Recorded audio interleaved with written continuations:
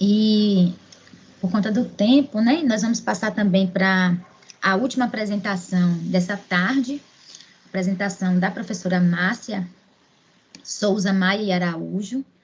A professora Márcia é mestre em estudos linguísticos pela Universidade Estadual de Feira de Santana, especialista em estudos linguísticos e graduada em letras com língua francesa pela mesma instituição, atua como professora de língua portuguesa no IFBA Campos Ilhéus e tem experiência na área de linguagem, com ênfase nos estudos em texto, oralidade escrita e retextualização.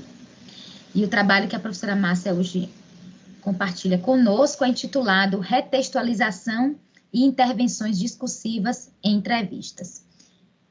Então, a professora Márcia tem aí seu tempo para falar sobre o seu trabalho, né? E ao final a gente faz a retomada aí de todos os comentários sobre os trabalhos já apresentados.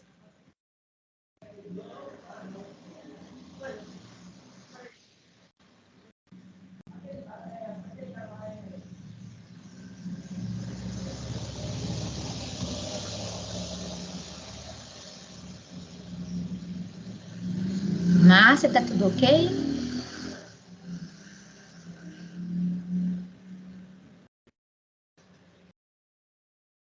Oi, gente, boa tarde. Todos me ouvem? Sim. Agora, a gente testa o tempo todo e na hora dá aquela falha. A minha apresentação aparece para vocês? Sim.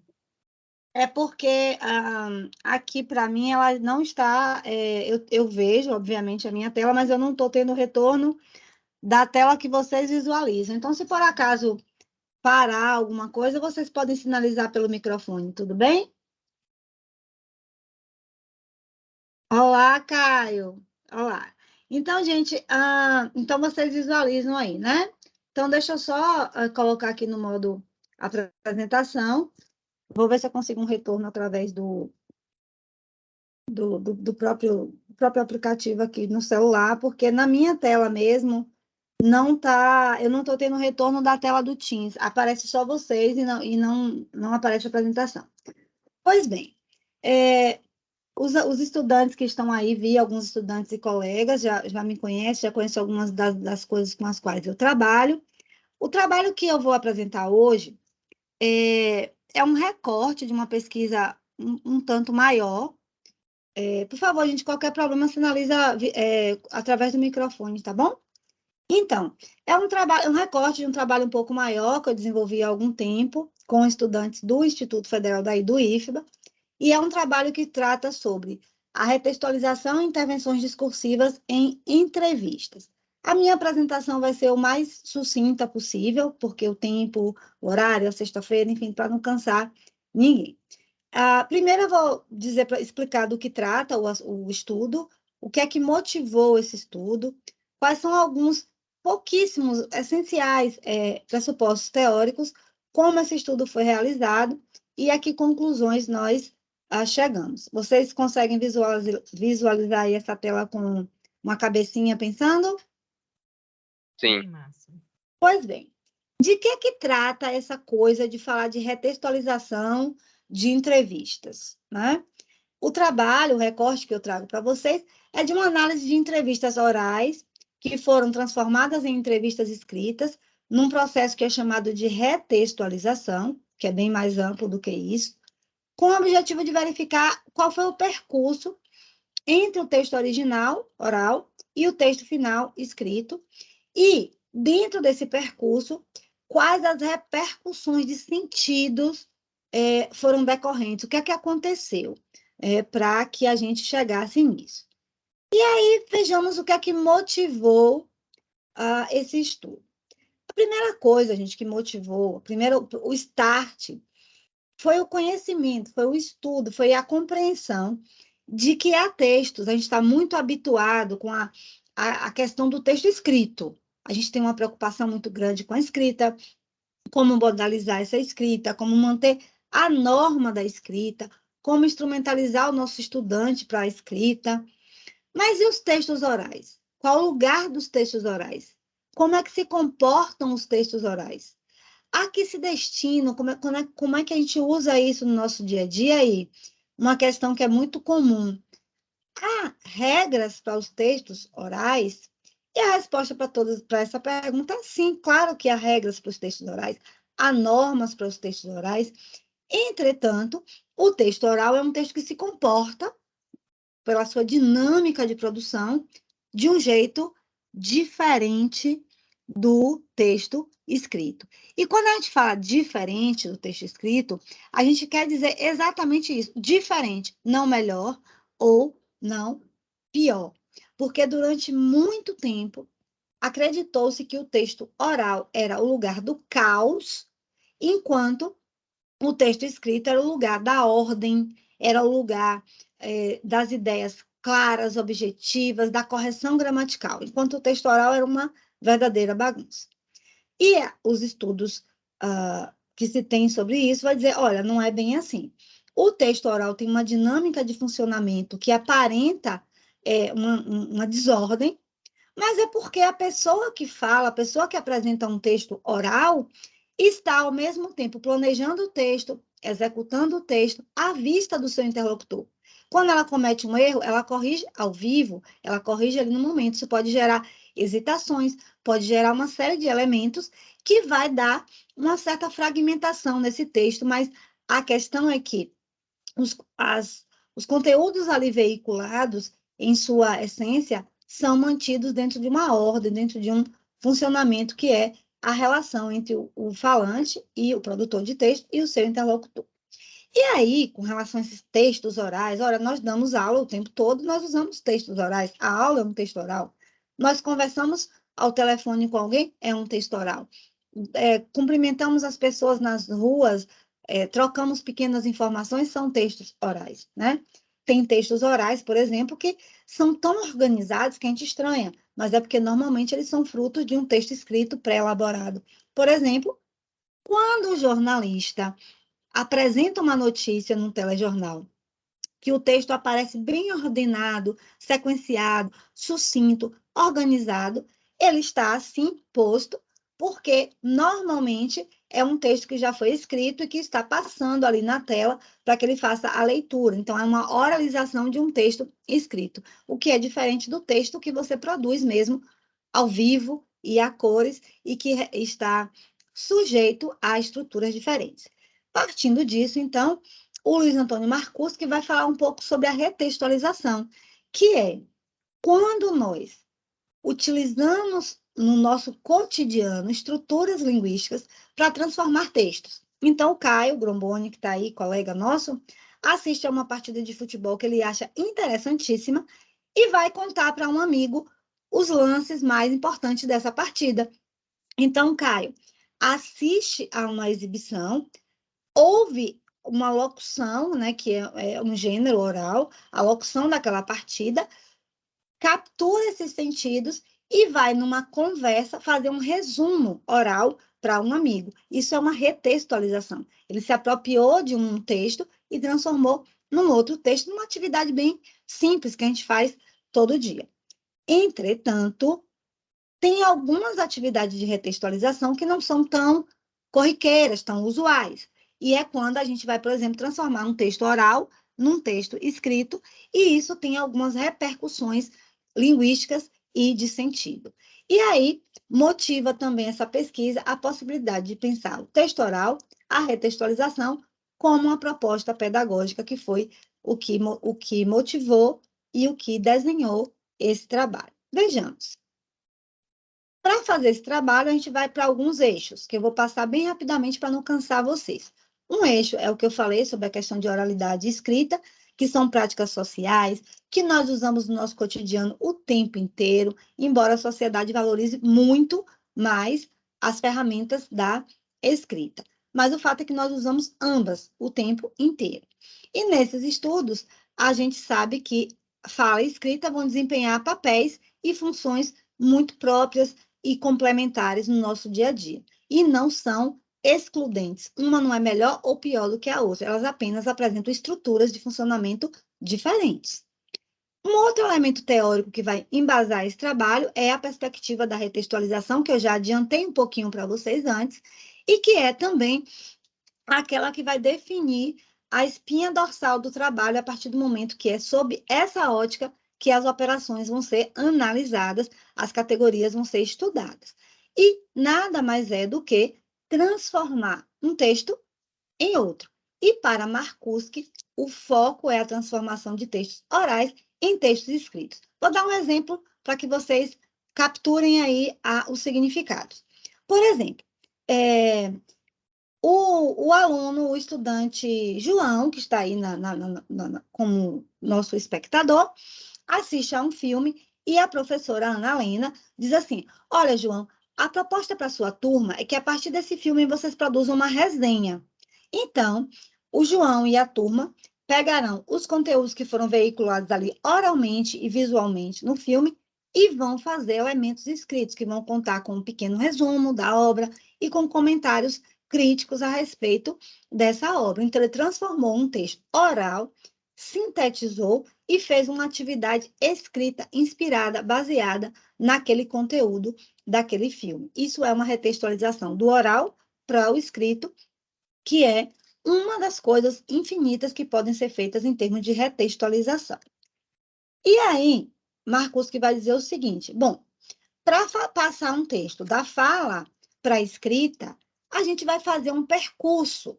E esse percurso ele vai funcionar assim. Mas a gente está passando para vocês, está escrito aí operações de retextualização? Tá sim, tá sim. Pronto. Aí ele vai dizer assim: olha, quando eu pego um texto oral, ouço esse texto atentamente e vou transformá-lo num texto escrito, a primeira coisa que eu vou fazer é querer eliminar marcas que são tipicamente orais. Por exemplo, hesitações. Eu vou eliminar palavras que começaram a ser produzidas e que o falante desistiu daquela palavra e começou outra. Isso acontece muito na fala. A gente começa uma palavra, vê que não é aquela, para e começa outra palavra. Ele vai eliminar correções que a gente faz ao vivo na hora que a gente está falando. Oh, desculpa, perdão, falei errado. Troca, ele vai tirar isso tudo. A gente vai eliminar também repetições exageradas. Nós vamos retirar tudo aquilo que primeiro que identifica aquilo como um texto oral. Depois a gente vai... Isso vai acontecendo automaticamente. A gente vai também pensar em introduzir, já que a gente está partindo do oral para o escrito, o que é pausa na oralidade vai passar a ser pontuação na escrita. Então, a gente vai introduzir a pontuação, que vai estar relacionada a como foi expresso esse texto na oralidade. Vamos organizar parágrafos, que a oralidade não tem. Vamos organizar como é que a sintaxe do texto está pronta. Vamos fazer ajustes na linguagem para evitar desvios da norma padrão, porque na fala, na pressa, na ansiedade, ou mesmo na dinâmica mesmo da produção do texto oral, não dá tempo de pensar em todas as concordâncias perfeitas, às vezes há alguns desvios. E, por fim, vamos chegar a algumas operações que são de escolha mais demorada dessa pessoa que vai retextualizar, que é o seguinte: avaliar se o modo como aquele conteúdo foi expresso no texto oral está numa ordem adequada ou se é melhor eu mudar a ordem disso para gerar os devidos efeitos de sentido. Eu posso reordenar as ideias, eu posso trocar algumas palavras por outras que fiquem mais, que sejam sinônimas, mas que fiquem mais polidas, mais adequadas ao texto escrito. Então, tudo isso acontece quando a gente passa um texto oral para um texto escrito. Ok, beleza, isso é tudo muito bom, mas como é que isso vai entrar num estudo, né? Então, pensando num gênero que é muito comum, que a gente acompanha na escrita e também na parte oral, que é o gênero entrevista, nós assistimos a entrevistas, nós lemos entrevistas, nós sabemos como é que funciona, né, a polidez de um entrevistador. Às vezes o entrevistador é um pouco mais duro, mais incisivo, mas o fato é que a retextualização, nesse caso, desse trabalho, vai focar em entrevistas orais que foram processadas, foram transformadas em entrevistas escritas. Vamos ver. O gênero entrevista, como eu disse antes, é muito comum no nosso dia a dia. Nós já estamos familiarizados com ver entrevistas, e ouvir, né, com os podcasts, agora a gente ouve bastante, e também ler essas entrevistas. E Laje vai dizer que a entrevista, enquanto procedimento, é um meio de apuração de informações, coleta de interpretações e reconstituição de fatos. Sempre que alguém dá uma entrevista, a gente fica naquela expectativa de coletar algo, de ter alguma informação relevante. Às vezes a entrevista é de uma fofoca, mas enfim, ou é de um dado científico, ou de um outro dado, né, de alguma área do conhecimento, mas o fato é que ela vai sempre nos dar alguma informação e vai fornecer algum fato. E aí, nesse caso, a gente está pensando na entrevista como uma interação, na qual a gente espera que o entrevistado forneça algo e, mediante a intervenção do entrevistador, a gente possa se aproveitar, incorporar e observar esses dados num determinado contexto. Pois bem, dito isso, vamos analisar, então, o percurso de 2 entrevistas orais até o seu texto final escrito para ver o que é que acontece nisso aí. E nesse sentido, gente, eu queria só chamar a atenção de vocês, eu estou acompanhando o tempo aqui pelo celular para evitar alguma extrapolação, mas o fato é que me chamou muita atenção na hora de escolher esse gênero, um fato que é muito comum. Quando há alguma entrevista de grande interesse público ou alguma entrevista que gera alguma polêmica ao ser publicada, é muito comum que o entrevistado diga assim: epa, olha, eu dei essa entrevista, eu falei sobre essas coisas, mas eu não disse bem isso que está publicado. Alguém já percebeu que acontece isso às vezes? Pois bem, nesse contexto, eu me lembro que teve uma entrevista da Sandy, né, que era considerada assim uma pessoa delicada, mimosa, e aí houve uma entrevista que ela dá uma declaração de cunho mais sensual ou sexual, e chocou uma parte da sociedade que achava que a Sandy era um bibelô. E ela vai dizer assim, gente, olha só, eu falei sobre esses assuntos, eu tratei desses tópicos, mas eu não falei bem aquilo daquele jeito que foi publicado. Ou seja, ela falou sobre o assunto, mas ela não reconhecia aquela entrevista final que foi publicada na escrita como sendo exatamente o que ela falou. Isso me chamou a atenção e eu comecei a pensar sobre o que acontece de uma entrevista oral para uma entrevista escrita. Então, eu desenvolvi então, a metodologia dentro do Campus Ilhéus, com estudantes de terceiro e quarto anos do ensino médio técnico. Esses sujeitos participaram de oficinas do antigo Projeto PINA, hoje Projetos Universais, que eram oficinas de oralidade e escrita, de estudo de textos orais e escritos. E para constituir o corpus, depois de a gente ter trabalhado com aspectos do texto oral e do texto escrito, esses estudantes receberam 2 entrevistas orais. Uma entrevista foi do então candidato à presidência, Aécio Neves, em 2014, e na mesma eleição, no segundo turno, com a Dilma Rousseff. Então, eles assistiram à entrevista, depois eles tiveram acesso à transcrição dessas entrevistas, que é uma coisa bastante trabalhosa, inclusive, e eles tinham a tarefa de, na condição de pessoas que iam publicar essas entrevistas num determinado meio virtual, de transformá-las para a modalidade escrita, ou seja, eles iam publicar essas entrevistas inicialmente orais na sua forma escrita. E aí essas oficinas foram utilizadas para, em vários momentos diferentes, chegarmos aos textos-alvo, que são essas entrevistas escritas.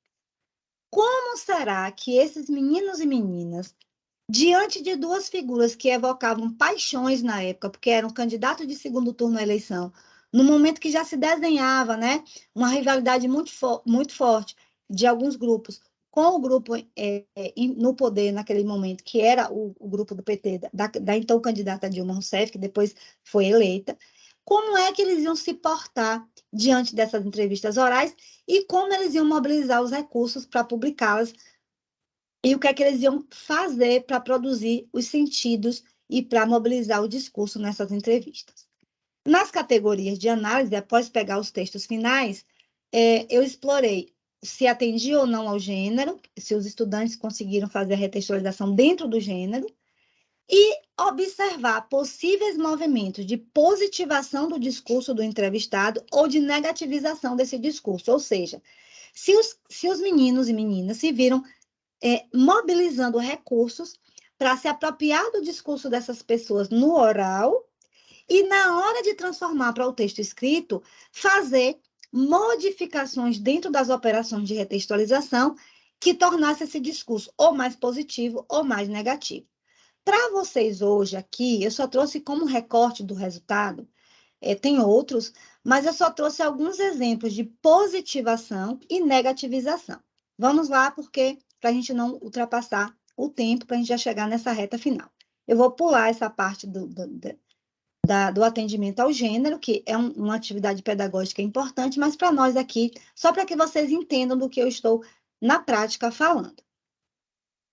Eu tenho aqui do lado esquerdo a fala do Aécio Neves, original. Do jeito que ele falou lá, ela está transcrita aqui.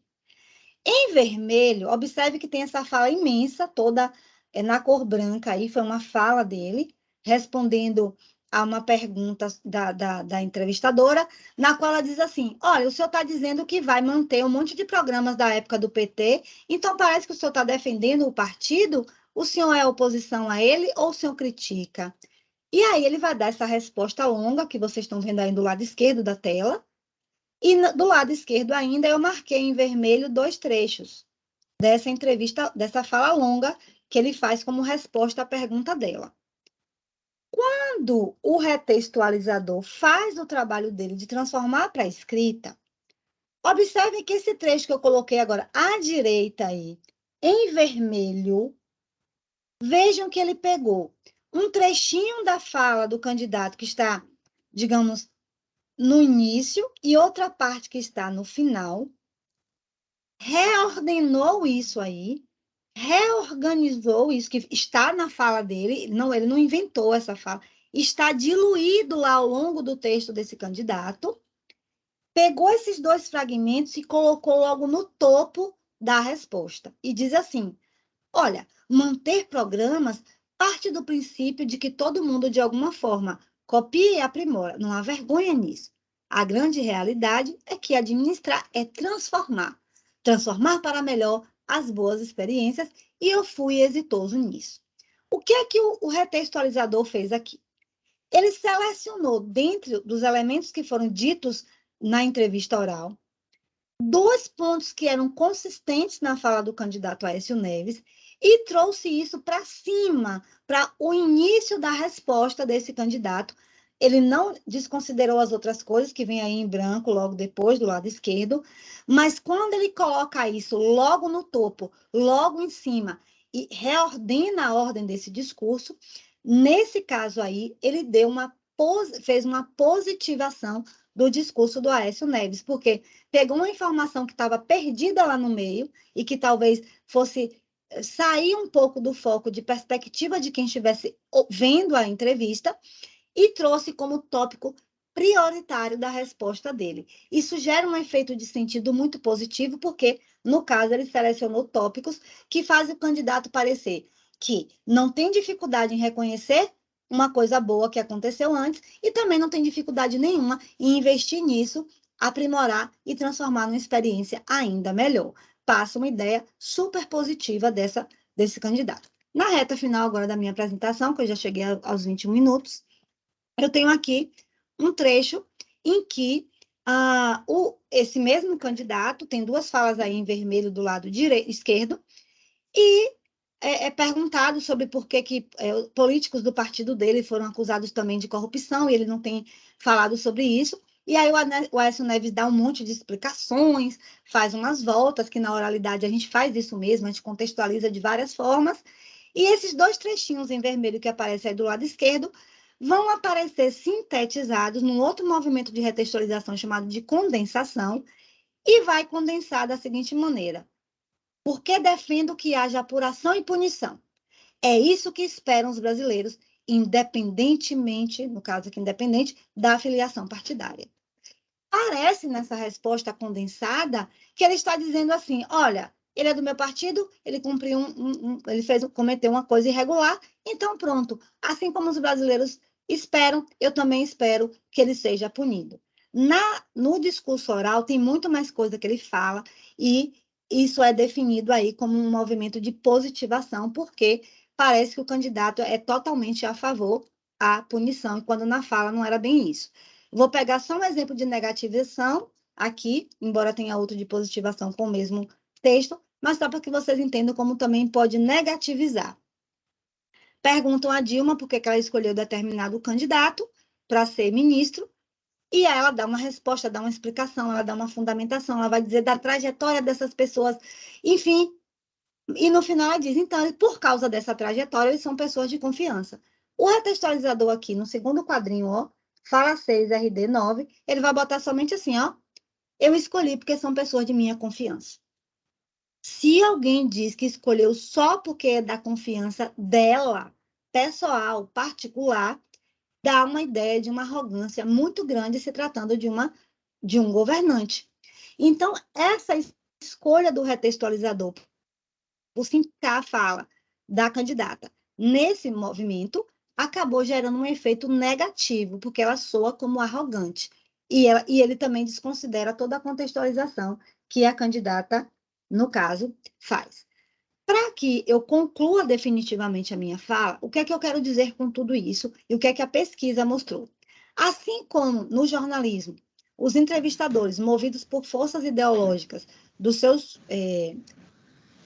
meios de comunicação, movimentam o discurso do outro para dar os efeitos que eles querem, os nossos estudantes também mobilizaram recursos nesse sentido, porque eles estão imbricados a esse fazer e essa função social do texto, e eles se sentem tentados a mobilizar tais recursos no sentido de não desconsiderar a fala, porém gerar efeitos de sentido levemente diferentes do original, seja positivando, seja negativizando.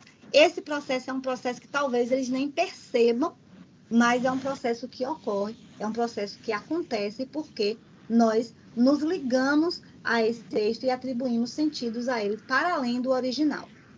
Então, gente, é isso. Eu acho que eu estou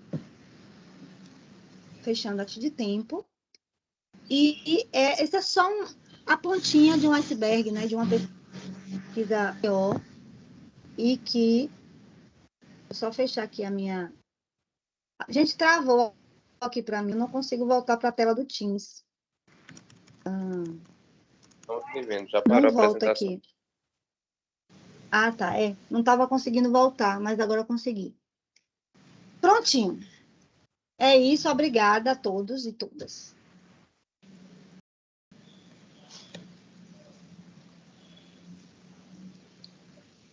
Parabéns, Márcia, pela excelente exposição. Temos vários comentários elogiosos aqui à sua fala. E eu vou fazer uma retomada breve dos comentários que foram colocados aqui no chat ao longo de todas as apresentações, né? Já que nós concluímos agora com a apresentação da professora Márcia. Então, dentre tantos outros comentários, iniciando com o trabalho da professora Maria Hélia, né? Eu deixei, inclusive, Maria, um questionamento, depois você pode responder, e assim, por conta do tempo, né, eu vou ser bem breve aqui ao ler alguns dos comentários. Então, que reflexões maravilhosas, que excelentes provocações. Também foi feito um comentário. A apresentação da Maria me remeteu ao livro de Walter Hugo, né, Mãe, as Doenças do Brasil, livro que fala sobre o massacre de raças que não se deixavam escravizar, como índios e negros. O professor Urbano, que é o professor orientador de Maria Hélia, também fez alguns comentários, né? Estou tendo outro olhar sobre nós, sujeitos no mundo.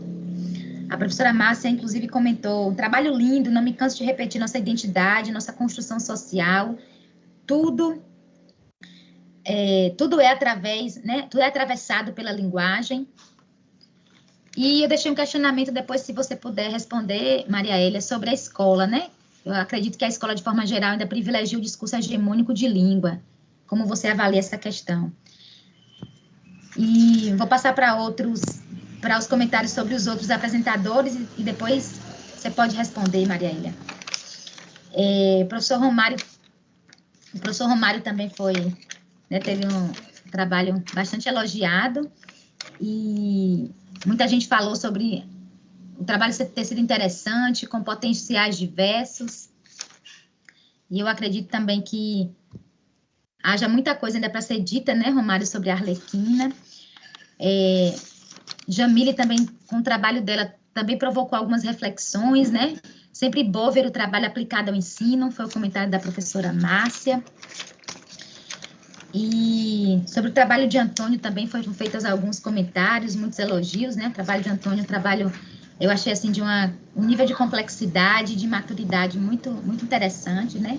E que você que está trabalhando com essa questão da análise dialógica do discurso, você tem ainda um amplo leque, né? De pesquisas e de possibilidades, até porque eu conheço sobre a área, porque o Urbano comenta comigo, né? Então, aquilo que eu sei sobre a análise dialógica do discurso é muito do trabalho que vocês apresentam no grupo, né? E mais particularmente com as minhas conversas com o Urbano. Então, é isso, gente. Eu vou abrir rapidinho, assim, para as perguntas, caso alguém queira fazer de forma bem breve, por conta do tempo. E gostaria muito, assim, de agradecer, né, pela oportunidade de ver as apresentações de vocês, né, meus colegas, dos meus pares, a apresentação que a tarde de ontem e de hoje foi um convite a essa reflexão, né, de como a linguagem, ela permeia as diversas áreas e como nós, enquanto sujeitos sociais, históricos, culturais, né, nós nos constituímos enquanto, né, pessoas na sociedade, como a gente constrói sentido daquilo que a gente vive, do que a gente aprende e daquilo que a gente ensina também, né? Então, é isso. Após os comentários de vocês, ou se alguém quiser fazer alguma fala, né, a gente vai encerrar a tarde de hoje. Então, fiquem aí à vontade, mesmo com o tempo bastante corrido, mas quero saber se há alguma pergunta, algum questionamento.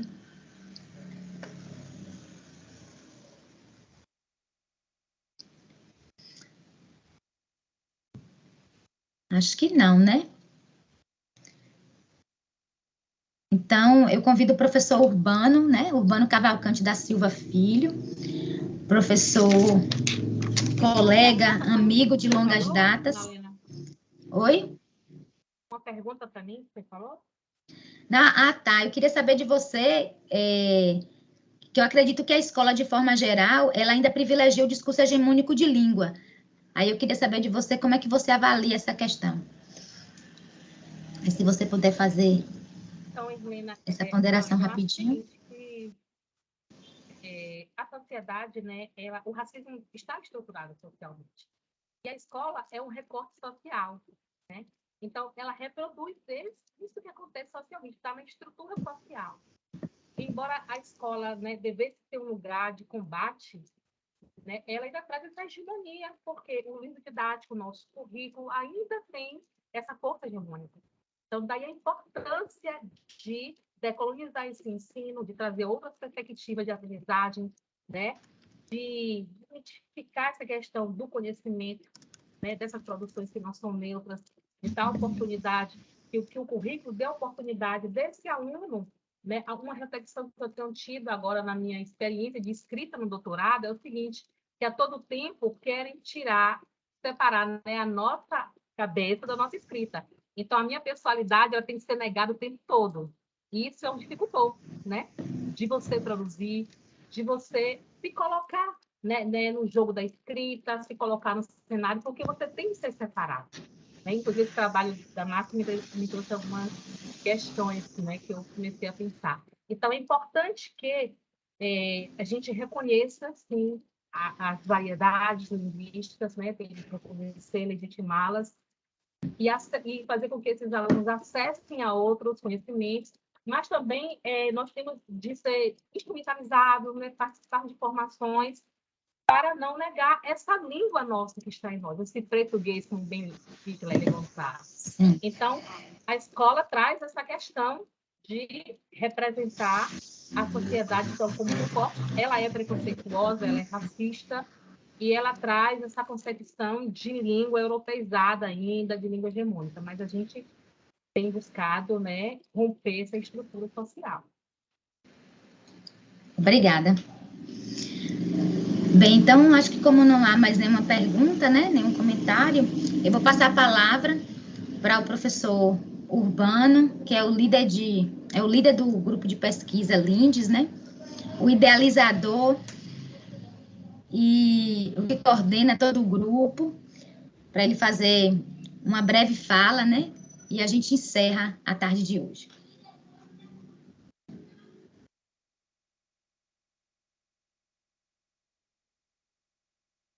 A gente não está te ouvindo, Urbano.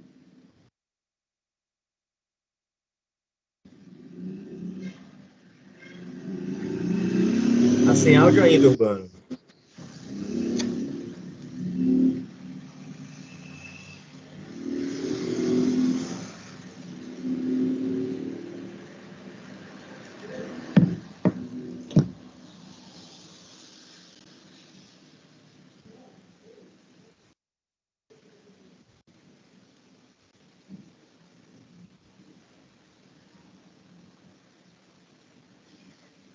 Deixa eu só ver se ele resolve esse probleminha aí do microfone.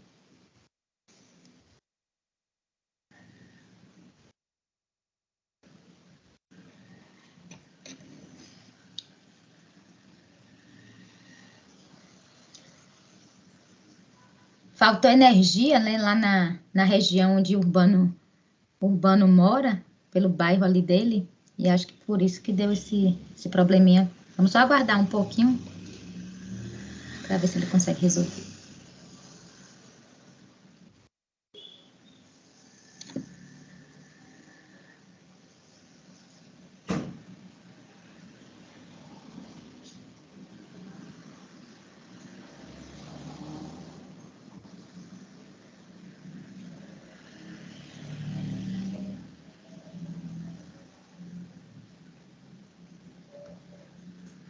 O áudio tá aparecendo aí? Que o Urbano pediu para olhar. Conseguiu aí, Urbano, o áudio?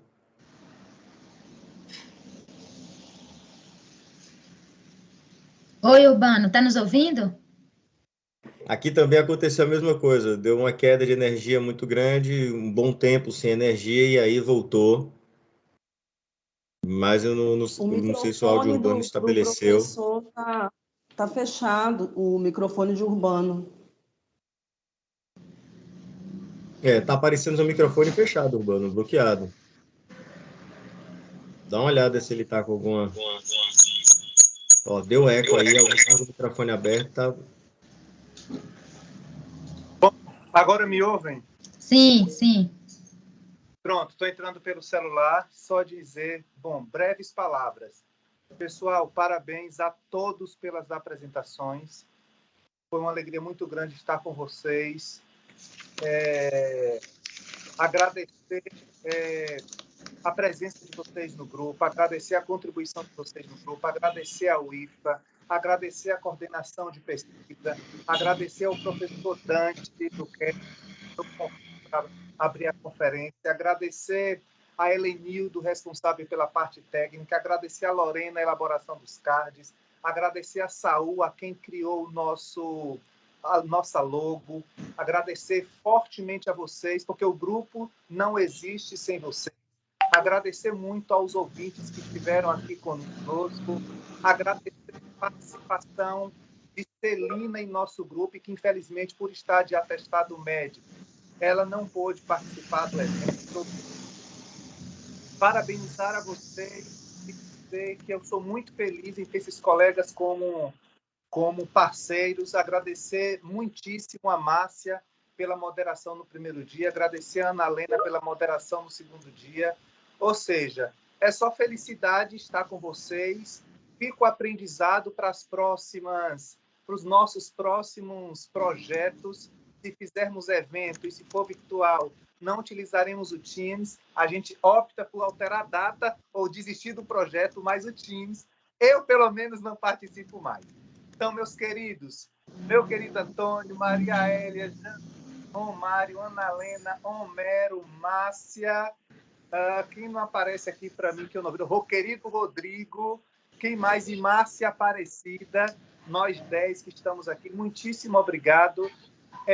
A gente tem demanda já de pessoas interessadas em integrar o nosso grupo, então numa próxima reunião, a gente vai analisar para ter mais colegas para contribuir com nossas discussões. Muito obrigado por tudo. Márcia Maia pediu a palavra. É com você, Márcia. Só um. Faço minhas e as palavras de Urbano de gratidão a todos e gostaria de fazer um agradecimento especial aos estudantes que nos fizeram companhia ontem e hoje e estiveram dispostos a nos ouvir. Gente, obrigada pela presença de vocês, tá? Beijo. Exatamente, Márcia. Nós tivemos uma frequência ontem de mais de 60, do início ao final. Hoje eles estiveram em mais de 50, do início ao final. Então é isso. Se não tivesse, os pesquisadores não estivessem dispostos a compartilhar os conhecimentos e os nossos alunos, ouvintes, de vários lugares, colegas, professores do Instituto, nossos estudantes, colegas estudiosos de outros lugares, de outras instituições, não tinha razão de ser do Lindes, né? Nós teríamos nosso texto, a nossa pesquisa guardado em nosso computador. Então, divulgar o que a gente pode pode ajudar os outros.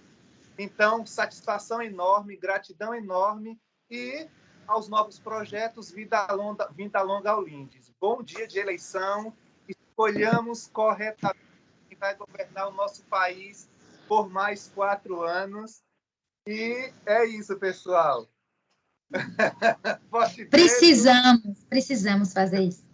Obrigadíssima, viu, queridos alunos, pela participação de vocês. Eu fui de sala em sala para poder pedir, chamar vocês para poder participar, porque a participação de vocês foi, assim, de fundamental importância para todos nós, né? E que fiquem aí as curiosidades aguçadas, né? E a vontade de trabalhar com pesquisa também e depois, né, se envolver e estar também dialogando conosco, né, com as nossas áreas. É isso. Beijão, gente. Bom final de semana. Bom final de semana. Bom... Gente, valeu. Foi cansativo, mas foi produtivo. Estou muito feliz. Aprendi. Gratidão. Até mais.